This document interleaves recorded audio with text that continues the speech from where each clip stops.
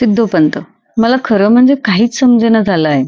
विठ्ठलपंतांना पहिल्यापासून ते मला आवडले होते, म्हणून मी गेले 2 सप्ताह त्यांची वागणूक, उपासना वगैरे पाहिली व ती मला फारच आवडली, चांगली वाटली.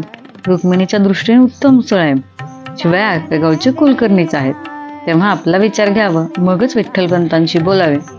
शिवाय काल रात्री असा दृष्टांतही झाला, म्हणून आजही विठ्ठलपंतांना जेवायला आमंत्रण दिलेले आहे. उमाबाई, आपणाला जगाचा अनुभव आपण ठरवाल ते योग्यच असेल. आम्हा बायकांची बुद्धी चुलीपुरती. सिद्धोपंत, पण पुरुषांना पारखण्यात बायका मात्र वाकबवर असतात, म्हणून आपला विचार सांगावा. उमाबाईंनी संमती दिली. त्यामुळे सिद्धोपंतांचे काम सोपे झाले. दुपारची जेवण झाली, वामकुक्षीही झाली. मुने कल्ली व विठ्ठल सिद्धेश्वराच्या दर्शनासाठी बाहेर जाण्याच्या विचारात होता. तोच सिद्धोपंत, विठ्ठलपंत या बसा, जरा मला तुमच्याशी बोलायचे. विठ्ठल अंतर राखून झोपाळ्यावर बसला. सिद्धोपंत, विठ्ठलपंत, काल रात्री मला स्वप्न पडले. आणि सिद्धोपंतांनी सर्व स्वप्न विठ्ठलाला सांगितले. सिद्धोपंतांचे स्वप्न ऐकून विठ्ठल आश्चर्यचकित झाला व जरा भुचकाळातही पडला. तीर्थयात्रा अर्धवट राहिलेली होती. माता पिता वाट पाहत असतील. सिद्धोपंतांच्या आग्रहाने अलंकापुरातील मुक्काम दिवसांनी वाढत होता आणि आता तर ही नवीनच अडचण उभी राहिली. विठ्ठलपंत क्षणभर विचारात पडले. नंतर ते म्हणाले, सिद्धोपंत, आपण मला पित्यासमान आहात. आपला अवमान करण्यात माझा हेतू नाही, पण पैठणत असल्यापासून एक आगळ्या वेगळ्या जीवनाची माझी कल्पना आहे. सर्वसामान्यपणे विवाह करून जीवन घालवावे व समाजाची दुर्व्यवस्था उघड्या डोळ्यांनी पाहत राहावे हे मला पटत नाही. ही दुर्व्यवस्था दूर करण्यासाठी जीवनाचा होम करावा अशी माझी इच्छा आहे. ही एक गोष्ट झाली. दुसरे म्हणजे मला आपणाला खोटे ठरवायचे नाही, पण आपल्याला जसा भगवंताचा पांडुरंगांचा आदेश आला, दृष्टांत झाला, तसा मलाही होणे आवश्यक आहे, असं आपल्याला नाही का वाटत? जर मला आज रात्री तसा दृष्टांत झाला व मी आपल्या शब्दाबाहेर जाणार नाही. आज रात्री पुरता मुक्काम आपल्याकडे राहील. उद्या मी पुढील तीर्थयात्रेसाठी प्रस्थान ठेवावे असे मला वाटते. आपल्या आतिथ्याने मी अगदीच भारावून गेलो आहे, यात शंकाच नाही. पण यात्रेकरूला असे एका मुक्कामी जास्त दिवस राहणेही बरोबर नाही, हो ना?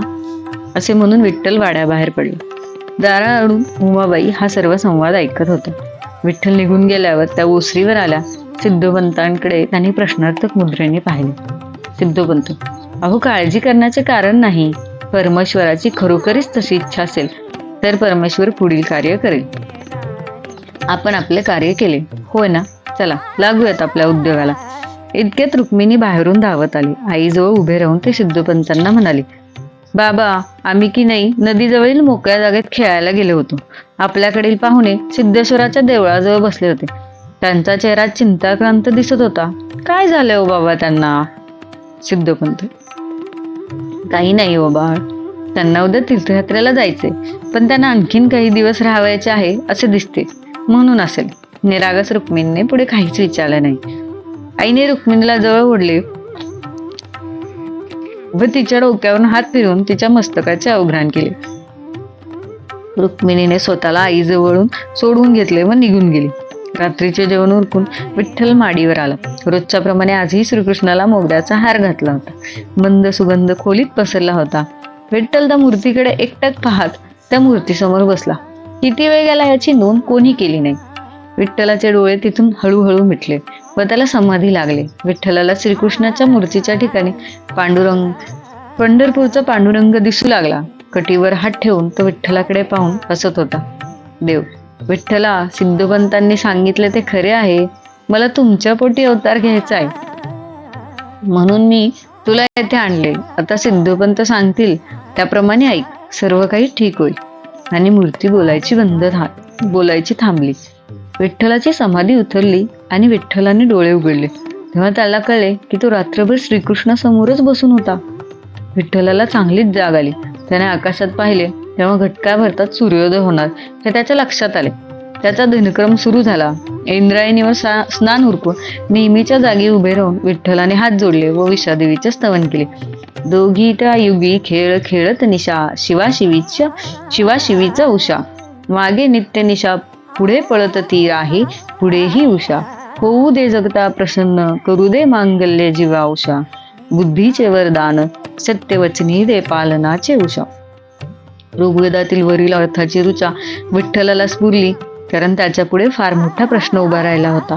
अर्थात परमेश्वराने दिलेल्या आदेशाचे पालन करणे भाग आहेच.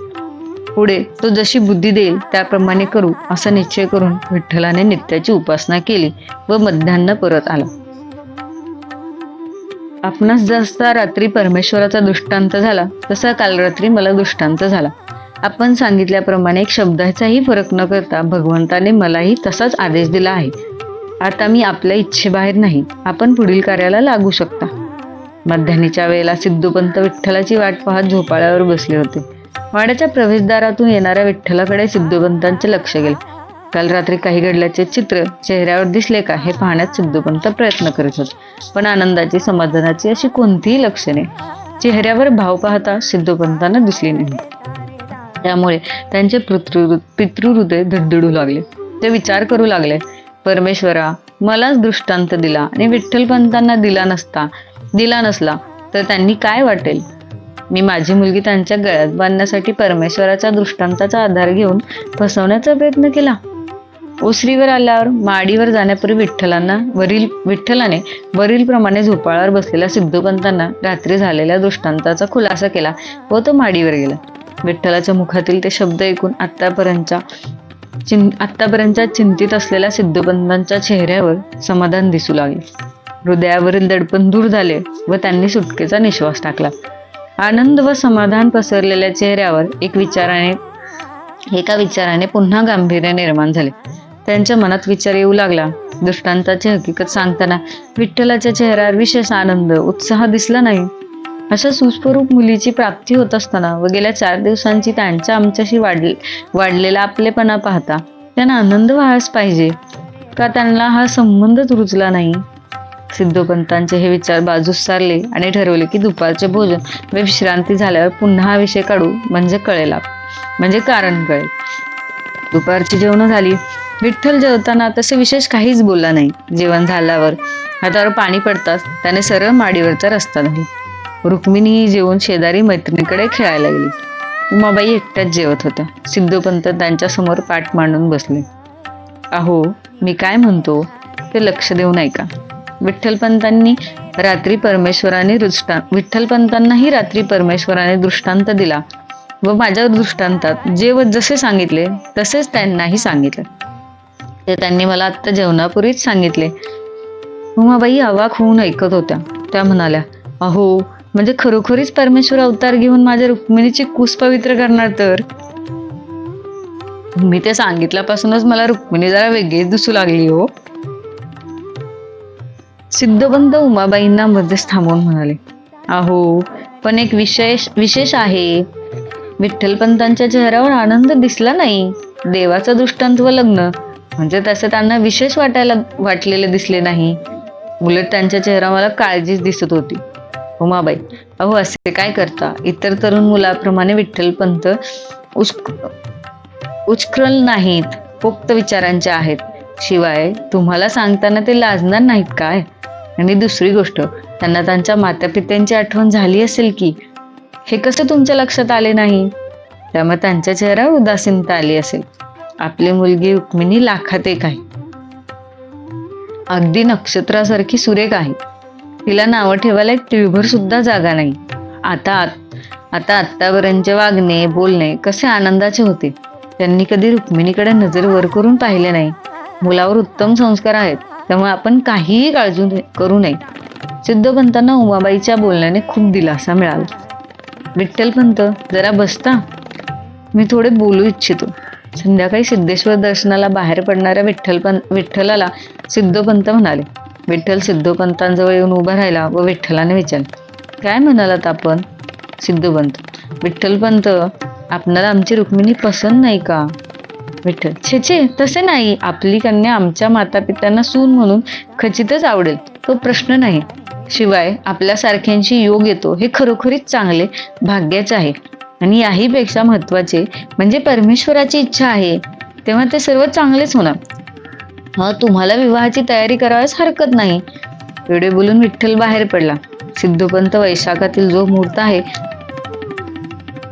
तो शेवटचा आहे. आता फक्त 3 सप्ताह बाकी आहे. पुढे मुहूर्त एकदम दिवाळीनंतर. पहा, समोर बसलेले पुरोहित पंचांगामध्ये पाहून बोलले होते. सिद्धोपंत दाराआड उभ्या असलेल्या उमाबाईंना म्हणाले, अहो ऐकताय ना, मग काय विचार आहे? मला वाटतं थोडी घाई होईल, पण वैशाखातील मुहूर्त सोडू नये. तुमचे काय मत आहे? उमाबाई, तुम्ही म्हणता आहात तर आत्तापासूनच कामाला लागते. शेजारनी तयारच आहेत कामाचा उरका पाडायला. सिद्धोपंत, मग ठीक आहे, बाहेरची कामे आम्ही पाहू. पण एक गोष्ट होणार आहे, आपेगावांच्या व्याहांना बोलवायला वेळच नाही. विठ्ठल रुक्मिणीच्या लग्न ठरल्याची बातमी ज्या वेगाने गावात पसरली त्याहीपेक्षा वेगाने दिवस सरत गेले व ठरल्या मुहूर्तावर विठ्ठल रुक्मिणी विवाहबद्ध झाले. ईश्वराचे संकेत आपला कार्यभाग वेळच्या वेळी उरकत असतात. त्यांना विलंब नको असतो. रुक्मिणीला तिच्या मैत्रिणींनी खूप चिडवून घेतले, पण रुक्मिणी चिडलीच नाही. कारण भातुकलीच्या खेळात रुक्मिणीचीच नेहमी भावली असे. भावला असे कोणाचा तरी. त्यावेळी रुक्मिणी आपल्या भावलीला अशीच खूप समजावून मांडवात आणत असे. त्यावेळी रुक्मिणीच्या मैत्रिणी तिच्या भावलीची अशीच खूप थट्टा करीत. आज रुक्मिणी स्वतःच तिच्या भावलीच्या जागी होती, एवढाच फरक. भावलीचे लग्न उरकून ते अंमलात आणावे इतक्या सहज व झटपट रुक्मिणीचा विवाह ठरला व उरकला. शिवाय विठ्ठलाकडेच नव्हे, आता ते विठ्ठल पंत झालेत ना. त्यांच्याकडचे कोणीच नव्हते. जमलेली मंडळी रुक्मिणीच्या माहितीतलीच होती. त्यामुळे रुक्मिणीला वेगळे काही झाले याची जाणीवच झाली नाही. कारण इतर कोणत्याही मोठ्या समारंभाला अशीच मंडळी जमत असत. सूप वाजले व जमलेली पाहुणी मंडळी हळूहळू परतू लागले. कुलकर्ण्यांच्या वाड्यात पुन्हा 4च माणसे उरली. सिद्धोपंत काही कामानिमित्त बाहेर गावी गेले होते. उमाबाई स्वयंपाकघरात होत्या. नऊवारी पाताळाचा पदर सावरीत रुक्मिणी वृंदावनासमोर बसून रांगोळी काढत होती. विठ्ठलपंत झोपाळ्यावर बसून रुक्मिणीच्या पाठमोऱ्या आकृतीचे निरीक्षण करत होते. नजर रुक्मिणीवर असली तरी चिंतन अलंकापुरीला आलेल्या दिवसापासून घडलेल्या घटनांचा मागोवा घेण्याचे चालले होते. त्यामुळे विठ्ठलपंतांच्या मनातून पाताळाच्या बोंग्यात असलेली रुक्मिणी हरवली होती. दिवस कमी असल्यामुळे आईबाबांना कळवणेच झाले नाही. तीर्थयात्रेसाठी घरातून निघून तीर्थयात्रा अर्धवट राहिलेली आणि मध्येच परमेश्वरी आदेश झाला व विवाह बंधनात पडले. आता पुढील यात्रा कशी व केव्हा सुरू होणार व पुन्हा आईबाबांचे दर्शन केव्हा होणार याचा विचार विठ्ठलपंत करीत होते.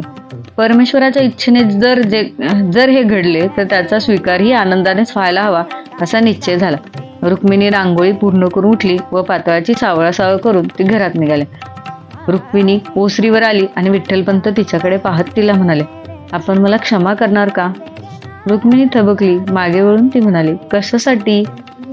विठ्ठलपंत, आपले बालपण असे एकाकी राहून घेतल्याबद्दल. 2 सप्ताहापूर्वी आपण परकर पोलक्यात कशा मोकळेपणाने धावत पळत होतात. तेव्हा केवळ लग्न झाले म्हणून आपण हे न सावरता येणारे पातळ नेसायलाच पाहिजे असे काही नाही. रुक्मिणी, नऊवारी पातळ नेसले म्हणून आतली रुक्मिणी तशी एकदमच बदललेली नाही, पण हे पातळ हळूहळू पोक्तपणा शिकवते. शिवाय बालपण हे कधीतरी जाणारच असतेच. तेव्हा त्यात आपला काहीच दोष नाही, मग क्षमा कशासाठी करायची? विठ्ठलपंत रुक्मिणी लग्नाआधी एका घरात असून कधी बोलली नव्हती आणि आता लग्न झाल्यावर जास्त बोलत होती असेही नव्हे. रुक्मिणी निरागस होती. पतीपुढे लाजणे हे तिला अजून समजत नव्हते. म्हणून कसलाही आडपडदा न ठेवता रुक्मिणी विठ्ठलपंतांशी बोलत असे. तिच्या सरळ बोलण्याचा विठ्ठलपंतांना असाच एक मागील प्रसंग आठवला. एकदा नदीवरून विठ्ठलपंत जरा लवकरच आले व सरळ माडीवर गेले. सिद्धोपंत बाहेर गेले होते. उमाबाई स्वयंपाकघरात गुंतल्या होत्या. माडीवरील खोलीत प्रवेश करताच विठ्ठलपंत थबकले. समोरील दृश्य ते एकाग्रतेने निरखत होते. रुक्मिणी श्रीकृष्णासमोर बसली होती. मोगऱ्याचा हात श्रीकृष्णाला घालून तिने पूजा केली व हात जोडून ती काहीतरी म्हणत होती. थोड्या वेळातच तिची पूजा आवरली व उठून ती खाली जाण्यासाठी वळली. तेव्हा विठ्ठलपंत दारात उभे असल्याचे तिला जाणवले. विठ्ठलपंत, माझ्या याने तुमच्या पूजेत व्यत्यय तर आला नाही ना? आला असल्यास क्षमा असावी. रुक्मिणी, आपण आलात हे मला कळलेच नाही. त्यामुळे व्यत्यय येण्याचा व तुम्हाला क्षमा करण्याचा प्रश्न कुठे येतो? विठ्ठलपंत, मग ठीक आहे, पण काय हो, मला असे विचारायचे वाटते की आपल्या पोथ्यात रामायण भागवत या दोन्ही पोथ्या असताना आपण श्रीकृष्णाचीच पूजा करता, मग रामाची मूर्ती कुठेही दिसत नाही. रुक्मिणी, तसे सर्व देव सारखेच, पण मला रामापेक्षा श्रीकृष्णच जास्त आवडतो. रामाचे आयुष्य कठोर कर्तव्यांचे पालन करण्यात गेले. रामाचे जीवन म्हणजे त्यागी, जीवनाचा आदर्श. रामाने कैकेयीला दिलेल्या वरदानापासून म्हणजे रामाच्या वनवासापासून सुरू होते ते सीतेच्या भूमातेच्या कुशीत प्रवेश होतो तेव्हा संपते. रामायणातील प्रत्येकाने जणू त्यागी जीवनाचा आदर्श होण्याचा विडाच उचललेला. म्हणून रामायण दुःखी आहे. त्या मनाने भागवत म्हणजे श्रीकृष्णाचे चरित्र फार चांगले. श्रीकृष्णाच्या जन्मापासून परमेश्वरी लीला सुरू होतात. सुख, दुःख, हर्ष, चमत्कार, अद्भुतपणा, कर्तव्यनिष्ठा, रंजकपणा, रसाळपणा, आनंद, शृंगार सर्व रसांचा परिपोष भागवतात दिसतो. भगवंत श्रीगीतेत म्हणतात, मला काहीच कमी नाही तरीही मी कर्म करतो. त्याप्रमाणे सर्वसंहारक युद्धे खेळून व आत्मसौख्यांचा नाश करूनही श्रीकृष्ण कधी दुःखी दिसला नाही. ही दुःखी वातावरणाचीही निर्मितीही नाही. अगदी सरळ आणि सहजपणे श्रीकृष्णाने सर्वाचा स्वीकार केला व ती सुखदुःखे पचवली, पण स्वतःच्या चेहऱ्यावरचं हास्य कधी मावळू दिलं नाही. विठ्ठलपंत अगदी अचंबाने रुक्मिणीचे रामायण भागवतातले परिशीलन ऐकत होते. केवढे वय व केवढा जाणतेपणा! विठ्ठलपंत स्वतःच्या विचारात गढून गेले असताना रुक्मिणी केव्हा गेली हे त्यांना कळलेच नाही. व आत्ताही विठ्ठलपंत